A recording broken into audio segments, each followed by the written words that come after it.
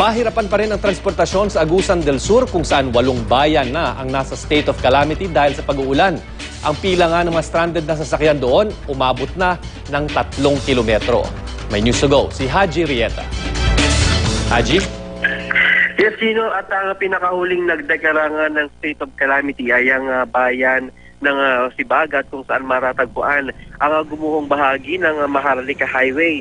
Ayon sa lokal na pamahalaan, malaking problema raw ito lalo na sa komersyo dahil ito ang nag-uugnay sa mga lalawigan ng Agusan del Sur at Agusan del Norte. Kaya naman umabot na sa 3 kilometro ang haba ng pila ng mga stranded na mga sakyan sa pinakahuling tanan ng Office of Civil Defense ng Caraga Region. Umabot na nga sa 20 million pesos ang halaga ng pinsala sa agrikultura matapos na nalubog sa baha ang mga pananim at nasa 34,000 pamilya o 160,000 na individual naman ang bilang ng mga apektado.